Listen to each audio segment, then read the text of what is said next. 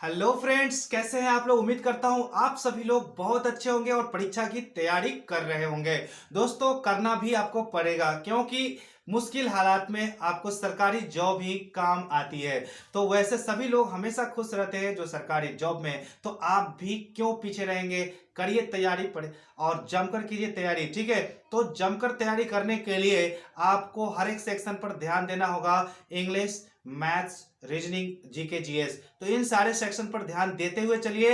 English को मत छोड़िए, मैं आपको मदद करने के लिए तैयार हूं। यहां पर एक महत्वपूर्ण वीडियो लेकर आया हूं मैं, वो है इडियम्स एंड फ्रेजेस। अच्छा, इडियम्स एंड फ्रेजेस क्या होता है भाई। तो इडियम्स मतलब होता है मुहावरा, और फ्रेजेस का मतलब होता है ग्रुप, मतलब words of group of words, यानी कई वर्ड्स के मेल को बोलते हैं फ्रेज।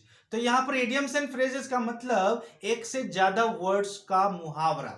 तो ये मुहावरा आपके एग्जाम से 5 से 10 नंबर के पूछे जाते हैं। तो क्यों ना आप याद कर ले, और याद करने में मैं साथ दूं। ऐसे तो आप इसका बुक भी खरीद सकते हैं, लेकिन बुक से आपको रटना पड़ेगा, जबकि हमारे वीडियो को देखेंगे तो देखते देखते याद हो जाएगा। दोस्तों, मुहावरा और कहावत में क्या अंतर है। कहावत भी उसी तरह का होता है जैसे कि मुहावरा होता है। अंतर यही होता है कि कहावत पूरे सेंटेंस का होता है। जैसे नाचे ना आवे आंगन में टेढ़, इसका मतलब इंग्लिश में क्या होता है। A bad carpenter quarrels with his tools. A bad carpenter quarrels with his tools.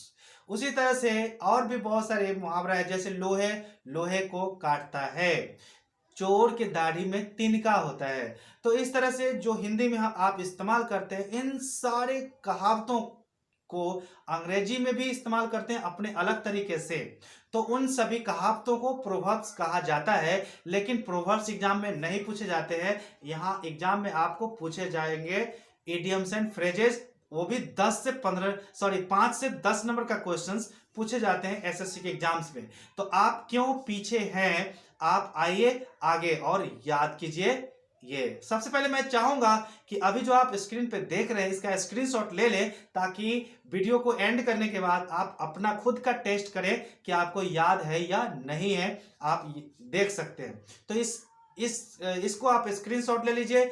और मैं यहां बता दूं कि यहां पर येलो कलर में जो वर्ड्स लिखे गए हैं, बस यही आपको याद करना था, लेकिन मैं एक सेंटेंस के अंदर इनको डाला है क्योंकि आपको याद होने में समस्या नहीं हो और आपको आसानी से याद हो सके। तो चलिए, आप स्क्रीनशॉट ले चुके होंगे। यहां हम लोग आगे बढ़ते हैं, लेकिन आगे बढ़ने से पहले मैं आपको बताना चाहूंगा एक बात जो बच्चे अक्सर हमसे पूछते हैं। वो ये पूछते हैं कि क्या सर वीडियो देखने से पूरा पूरा कोर्स कंप्लीट हो जाएगा जिससे एग्जाम्स में पूछे जाते हैं। तो मैं आपको बता दूं कि हाँ, बिल्कुल हो जाएगा। मैं दावे के साथ कह रहा हूं कि आपको हर एक टॉपिक यहीं पे मिलेगा, हमारे चैनल पे यानी जीनियस मेकर पे हर एक वीडियोस उपलब्ध है।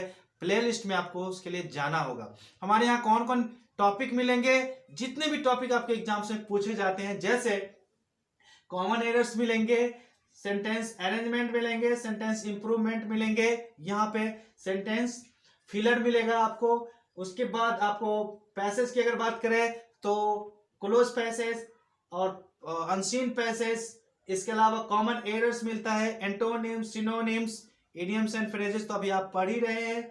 उसके बाद आप यहाँ पर स्पेलिंग रूल्स भी सीख सकते हैं और प्रोनाउंसिएशन भी रूल्स सीख सकते हैं। तो फिर हर टॉपिक जब आपको यहाँ पर उपलब्ध है तो अन्य जगह जाने की क्या आवश्यकता है। चलिए, बात करते हुए काफी देर हो चुकी है, हम आपसे अब बात करेंगे इडियम्स एंड फ्रेजेस के अंदर। तो इडियम्स एंड फ्रेजेस में अगर हम बात करें तो चलिए हम आगे चलकर बात करते हैं।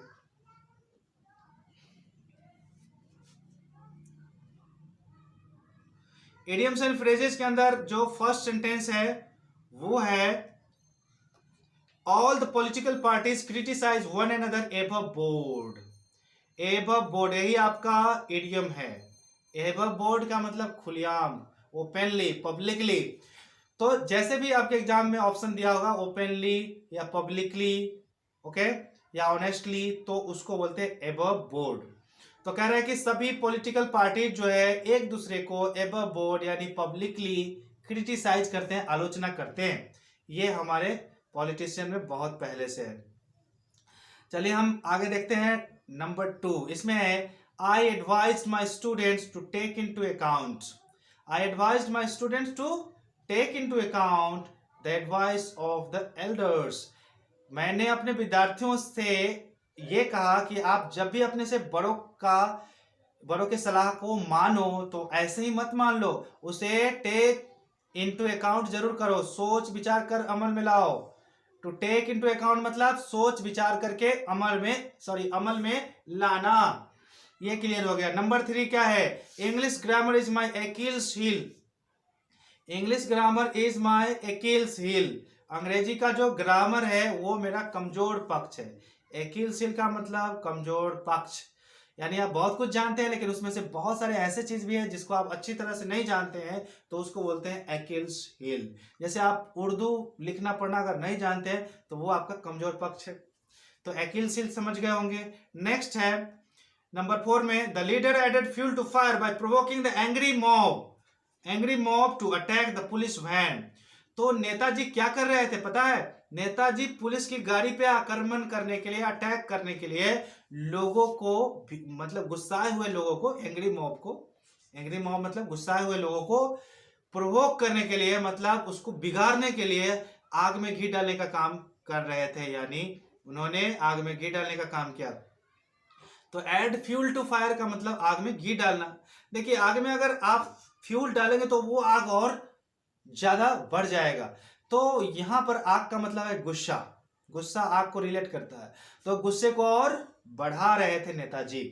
नंबर 5 में आइए, इसमें लिखा है a great man never puts on airs करना का मतलब हवा में बात करना, हवाई किला बनाना, यानी अस्वाभाविक बातें करना जिस पर लोगों को विश्वास ही ना हो। जैसे कोई 2 साल पहले घर छोड़ के भाग गया था, 2 साल बाद आया, बोलता है कि अब मैं काफी अमीर हो चुका हूँ, मेरे पास काफी महंगी गाड़ी है, मैं बहुत बड़ा बड़ा बिल्डिंग बना चुका हूँ।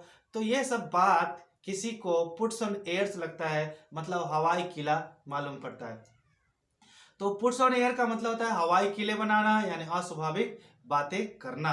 अब हम नेक्स्ट पेज पे आते हैं। इसमें लिखा है नंबर 6 में C always keeps her books in apple pie order. देखो जैसे मार्केट में देखते हो सेब कितने अच्छे तरीके से सजे होते हैं, तो उसी तरह से अगर कोई भी चीज सजा के रखते हैं ना, इसका मतलब हो कि आप भी उस चीज को एप्पल पाई ऑर्डर पे रख रहे हैं। तो कह रहे हैं कि वह हमेशा अपनी किताबों को एप्पल पाई ऑर्डर में रखती है, यानी कहने का मतलब सुव्यवस्थित क्रम में रखती है। नंबर 7 में देखिए, इसमें लिखा है the soldier was forced to lay down his arms. देखो ले डाउन समवन्स आर्म, इसका क्या मतलब होता है?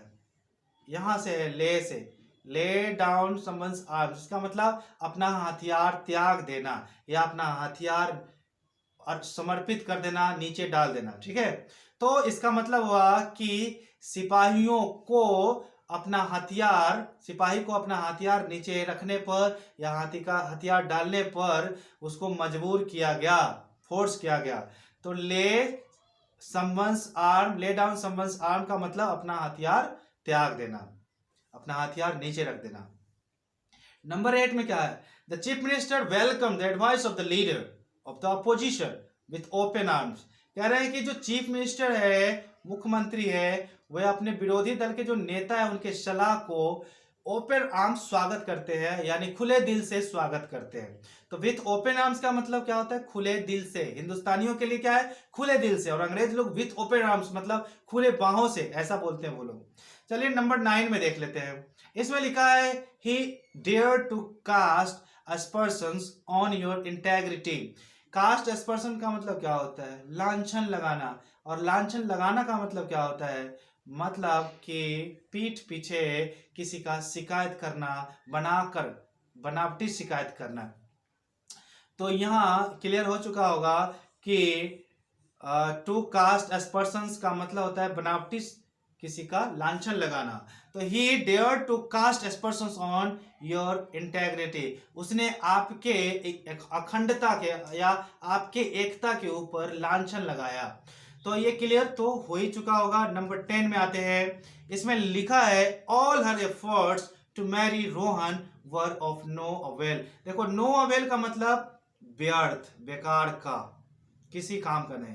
तो कह रहा है कि all her efforts to marry Rohan, देखो रोहन जो है उसका बॉयफ्रेंड है, तो कह रहा है कि उसका सारा प्रयास रोहन से शादी करने का, यानी रोहन से शादी करने का उसका सारा प्रयास वर ऑफ नो अवेल मतलब व्यर्थ चला गया, उनकी शादी नहीं हो चुकी उनके अपने बॉयफ्रेंड से।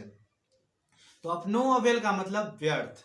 तो दोस्तों यहां तक आपने सीखा और आपको एक एक इडियम्स एंड फ्रेजेस याद हो चुका है। तो आप क्या करेंगे कि आपको पता चलेगा कि वाकई में आपको याद हुआ है या नहीं हुआ है।